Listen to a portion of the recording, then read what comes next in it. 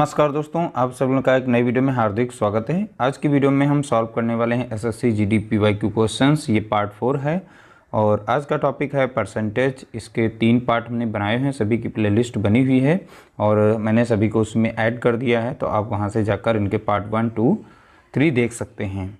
तो देखिए यहाँ पर पहला प्रश्न दिया गया है, ए में पहले 20% की वृद्धि की जाती है और फिर उसमें 30% की कमी की जाती है, तो ए का अंतिम मान ए के प्रारंभिक मान का कितना प्रतिशत होगा।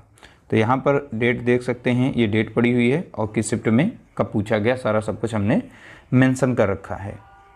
देखिए इसे सॉल्व करने से पहले हम यहाँ पर देखेंगे कितने प्रतिशत की वृद्धि की जा रही है। 20% की वृद्धि, तो इसको फ्रैक्शन में लिखेंगे 20 बटा हो जाएगा कितना 100 और यहाँ काटेंगे कितना हो जाएगा 20 एकम 20 और 20 पंचे 100 हो जाएगा। यानी ओरिजिनल वैल्यू 5 है, उसमें वृद्धि हो रही कितनी 1 की, तो इसे प्लस में कर लेंगे। ठीक है, तो अभी के लिए थोड़ा सा हम यहाँ पर रुक जाते हैं। अब दूसरी वैल्यू क्या है, यहाँ पर हमारी 30 है, तो 30% है।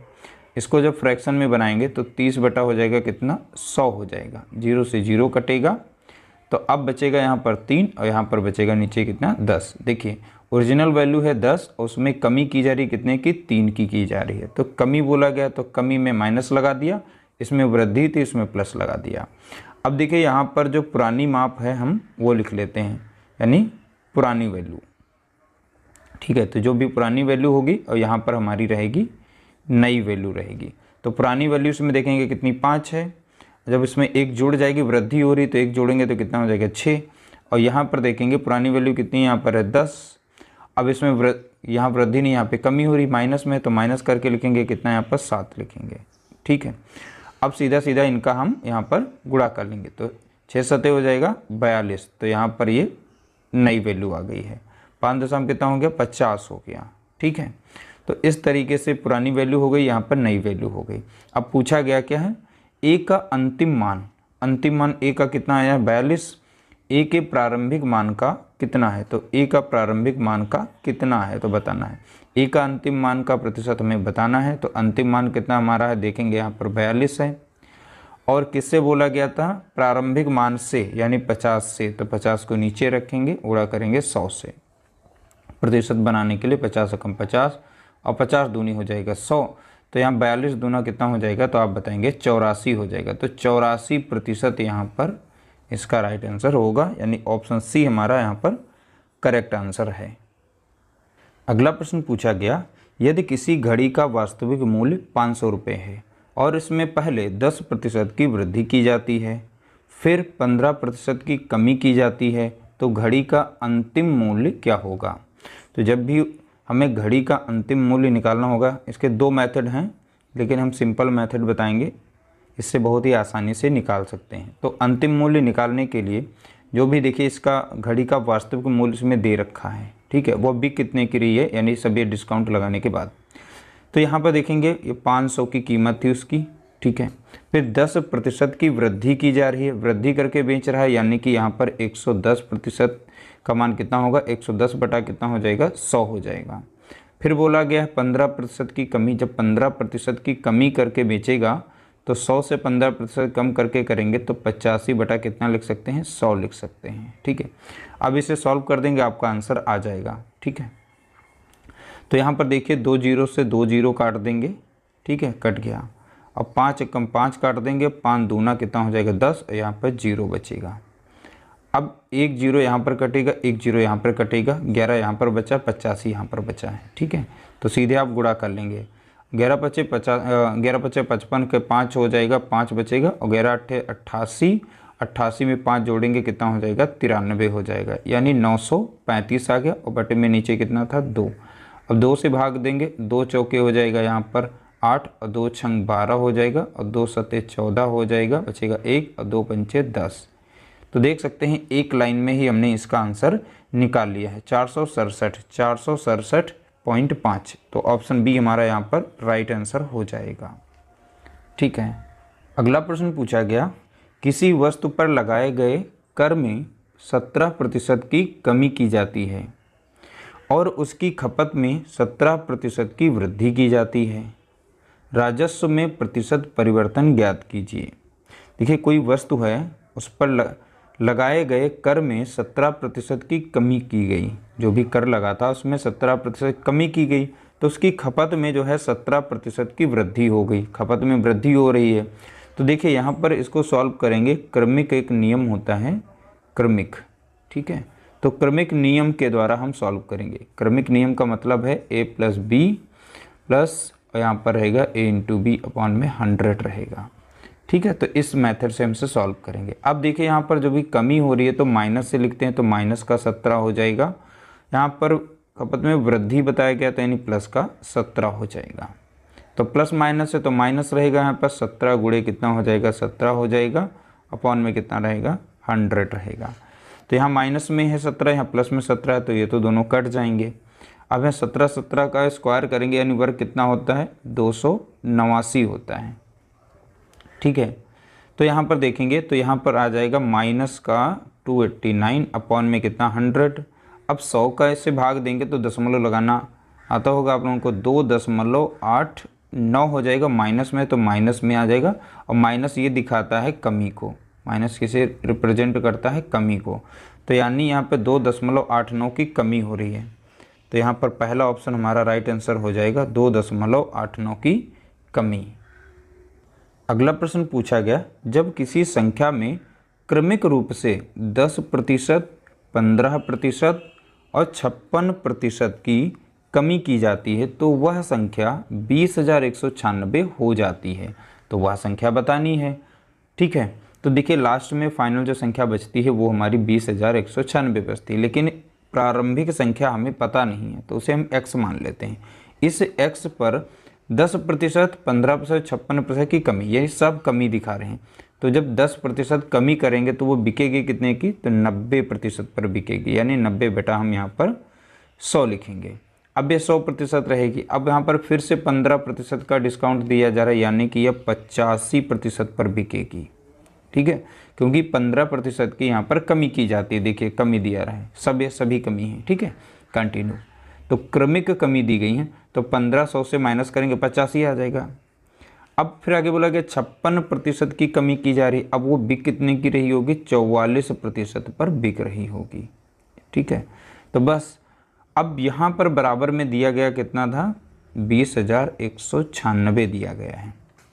अब इसे सॉल्व कर लेंगे, आपका आंसर आ जाएगा।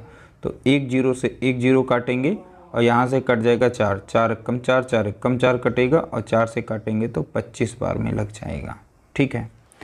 अब यहाँ पर ये संख्या 5 से कट जाएगी, 5 कम 5 कटेगा, 5 7 35, और 5 से काटेंगे 5 दूना 10, 1 0 हो जाएगा।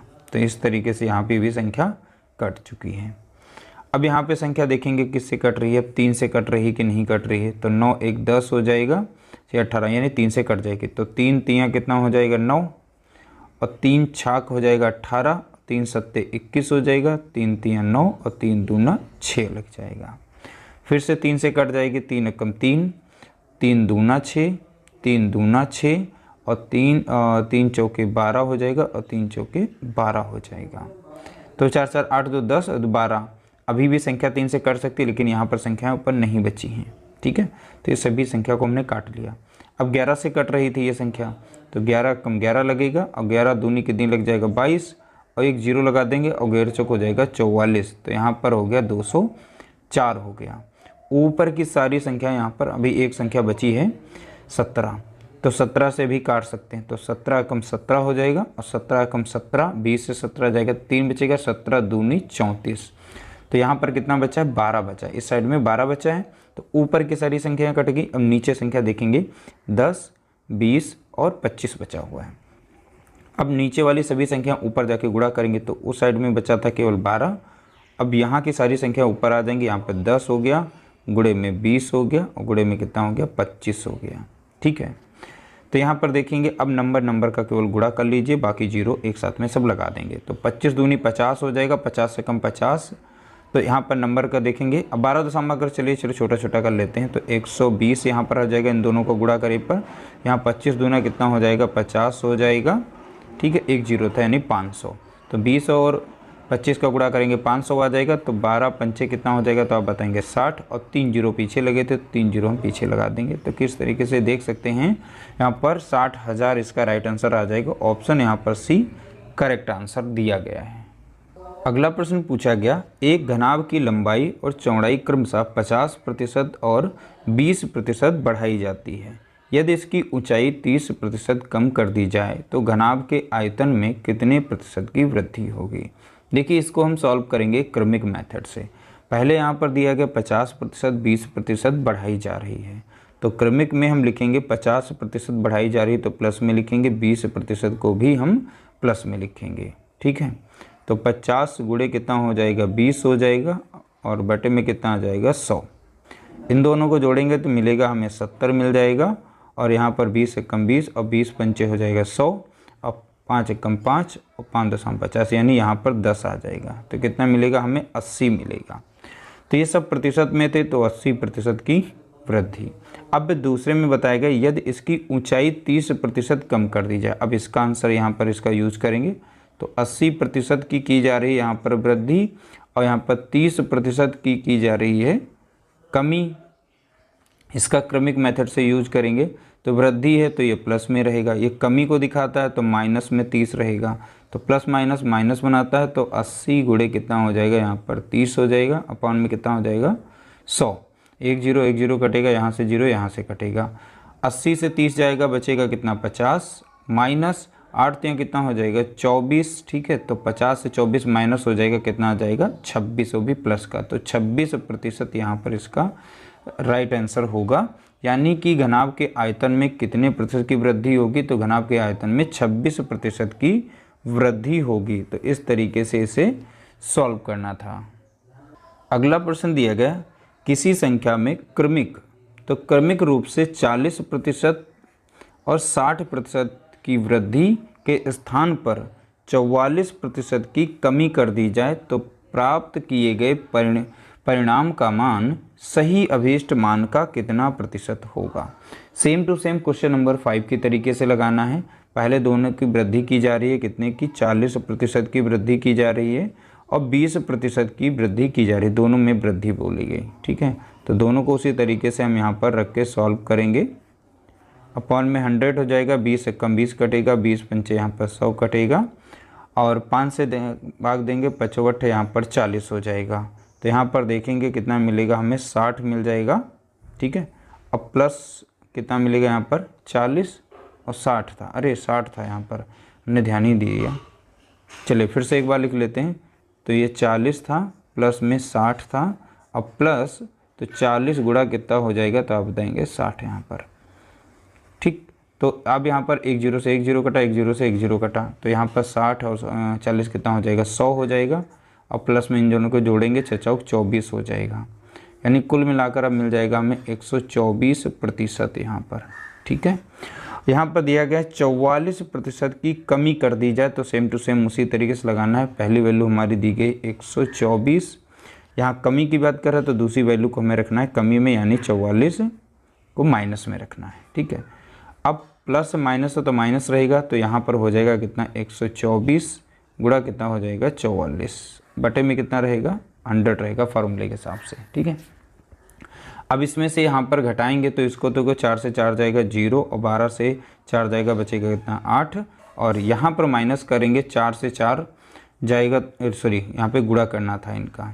ठीक है, तो 124 गुणा यहाँ पर 44 का गुणा करेंगे, 4 चौके 16 के 6 असला 1, 4 दूनी 8 है, कितना हो जाएगा, 9, 4 एकम 4। तो सेम संख्या है तो यहाँ पर सेम को रिपीट कर देंगे, जोड़ेंगे तो 6 और 9, 6 हो जाएगा, 15 के 5 हंसला 1, 14 के 4 हंसला कितना 1, यानी 54 और 56 मिलेगा ऊपर। तो जब 54 56 होगा ऊपर और 10 होगा 100 होगा नीचे, तो 2 के बाद दशमलव लग जाएगा, यानी हो जाएगा 80 माइनस 54.56 हो जाएगा। ठीक है, तो इस तरीके से आएगा। अब 80 से 54.56 को जब माइनस करेंगे तो हमें मिलेगा 25 यहाँ पर 44 मिलेगा, 25.44 ये आंसर मिलेगा। तो लगभग में देख सकते हैं 25% है, तो 25% के करीब है, तो हमारा राइट आंसर हो जाएगा ऑप्शन डी करेक्ट आंसर। अगला प्रश्न दिया गया जब एक वस्तु का मूल्य 40% कम कर दिया जाता है तो उसकी बिक्री 60% की वृद्धि हो जाती है। तो उसकी बिक्री में 60% की वृद्धि हो रही है। बिक्री पर निवल प्रभाव, यानी यहाँ पर मैं कुल प्रभाव बताना है क्या पड़ेगा, ठीक है। तो कोई वस्तु है 40% कम कर दी जा रही है, तो यहाँ पर देखिए क्रमिक मेथड से ही लगाएंगे। जो 40% कम है तो माइनस में लिखेंगे कितना, 40 लिखेंगे, ठीक है। अगला, उसकी बिक्री पर 60% की वृद्धि हो रही है, यानी प्लस में कितना लिखा जाएगा, 60 लिखा जाएगा। तो प्लस माइनस कितना हो जाएगा, माइनस, यानी 40 गुणा कितना हो जाएगा, यहाँ पर 60 हो जाएगा, बटे में कितना रहेगा, 100 रहेगा। ये क्रमिक मेथड फार्मूला है, तो इसी को अप्लाई करिएगा।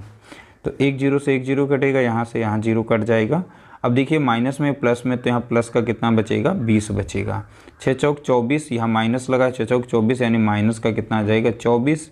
अब यहाँ पे देखेंगे कितना बचेगा, 4, वो भी माइनस का। तो 4% की क्या हो रही है, कमी हो रही है। तो इसलिए ऑप्शन हमारा यहाँ पर डी राइट आंसर हो जाएगा, 4% की कमी। अगला प्रश्न पूछा गया, एक वृत्त की त्रिज्या में 35% की वृद्धि की जाती है, इसके क्षेत्रफल में कितने प्रतिशत की वृद्धि होगी। देखिए यहाँ पे क्षेत्रफल की बात करें, एरिया का फार्मूला होता है पाई आर स्क्वायर। तो यहाँ पे आर देखेंगे कितनी है, 2 आर है, ठीक है। यानी कोई भी वृत्त होता है तो आर यहाँ पर होती है। पूरा कंप्लीट व्यास कहलाता है, यानी डायमीटर, और हाफ से हमारा रेडियस कहलाता है। तो रेडियस को 2 बार में लिखा जाता है, यानी आर की वैल्यू कितनी रखेंगे, 35%, दोनों सेम होती हैं, ठीक है। तो इसीलिए 35 रखेंगे। तो 35 क्रमिक मेथड से लगाएंगे तो 35%, तो 35 + 35 हो जाएगा, और 35 गुणे 35 हो जाएगा। क्रमिक मेथड में हम इसकी वैल्यू रख देंगे कुछ इस तरीके से। तो 35 दूना कितना होता है, 70 हो जाएगा, प्लस 35 का अगर गुणा करें तो हमको मिलेगा 1225 मिलेगा। देखिए 35 का आप यहाँ से वर्ग ही निकाल लीजिए, तो वर्ग याद होंगे तो आप यहाँ पर निकाल पाएंगे, ठीक है। अब यहाँ पे 100 से नीचे भाग दिया गया है, ठीक है। तो यानी 2 के बाद में दशमलव लगाना होगा, 12 यहाँ पर 25 बनेगा। तो यहाँ लिख सकते हैं 12.25। तो 70 में 12.25 को जोड़ेंगे तो हमें मिल जाएगा 82.25 मिल जाएगा। तो यही इसका राइट आंसर है, यानी ऑप्शन सी यहाँ पर करेक्ट आंसर होगा। अगला प्रश्न पूछा गया, यदि किसी वर्ग की भुजा में 5% की वृद्धि की जाती है तो उसके परिमाप में कितने प्रतिशत की वृद्धि होगी। तो यहाँ परिमाप में पूछा गया, ध्यान रखिएगा। हम देखिए इसे सिंपल तरीके से सॉल्व कर लेते हैं और 2 मेथड से सॉल्व करके दिखा देते हैं। देखिए मान लेते हैं कोई भी हमारी वर्ग रहा होगा, यानी वर्ग रहा है और उसमें 5% वृद्धि। हमने वर्ग मान लिया एक 100 सेंटीमीटर का है, या उसकी लेंथ कितनी है, 100 मान ली। कोई भी वर्ग है, इसकी लेंथ हमने कितनी मान ली, यहाँ पर 100 मानी, और वर्ग में सभी भुजाएं बराबर होती हैं। अब देखिए यहाँ पर परिमाप निकालने के, परिमाप का फार्मूला क्या होता है, पेरीमीटर का फार्मूला होता है 4 × भुजा होती है। तो भुजा हमने कितनी मानी यहाँ पर, 100। तो अब सीधा सीधा पहले वाला प्रारंभिक का निकालेंगे, कितना, 4 गुणा कितना हो जाएगा, 100 करेंगे तो यानी 400 मिल जाएगा। हमें कितना मिलेगा प्रारंभिक, 400 मिलेगा। अब चलिए 5% वृद्धि, तो 100 दी गई, इसकी लेंथ हमने मानी है, तो 5% बढ़ाएंगे तो यानी अब वो भुजा जो है 105 सेंटीमीटर की हो जाएगी, जो भी है। तो 4 से गुणा करेंगे तो 4 पंचे मिल जाएगा कितना, 20, और 4 एकम 4, यानी ये आ गया दूसरे वाले का परिमाप। पहले वाले का परिमाप कितना है, 400, दूसरे वाले का कितना है, 420। दोनों में अंतर कितने का दिख रहा है, 20 का। बस वही वृद्धि वाला पूछा, तो 20 का हमें प्रतिशत निकालना, किससे, ओरिजिनल से, 400 से। तो 400 का निकालेंगे तो कितना मिल जाएगा, 100 से करेंगे प्रतिशत बनाने के लिए 0, 4 एकम 4, 4 पंचे 20, यानी 5% ही इसका राइट आंसर आएगा। ऑप्शन हमारा बी ही करेक्ट आंसर होगा। चलिए अगर इस मेथड से नहीं सॉल्व करना चाहते हैं तो इसी मेथड से हम सॉल्व करें। कितनी वृद्धि की जा रही है, तो 5% की वृद्धि की जा रही है, तो इसे लिख सकते हैं 5/100। 5 एकम 5 कटेगा, 5 दूना 10 और 0, यानी कि यहाँ पर देखिए ओरिजिनल वैल्यू हमारी 20 है, उस पर वृद्धि हो रही कितने की, 1 की हो रही वृद्धि, यानी यहाँ पर 20 से तो अब नई हमारी माप क्या बनेगी, 21 बन जाएगी। अब दोनों में अंतर कितने का हो रहा है, यानी वृद्धि कितने की हो रही, देख रहे हैं यहाँ पर 1 की वृद्धि हो रही है।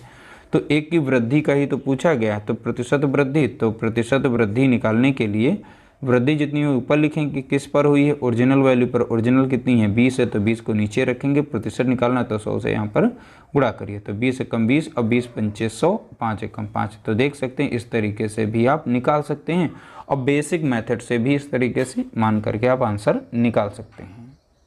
अगला प्रश्न दिया गया, एक निश्चित राशि में 15% और शेष देखेंगे, फिर शेष में 25% घटाने के बाद 4,335 रुपये बचते हैं, तो मूल योग ज्ञात कीजिए। यानी प्रारंभिक हमें मान बताना है क्या धन था वो। ठीक है, तो कि निश्चित राशि में हमें राशि नहीं पता, हमने राशि वो धन मान लिया कितना है, x है।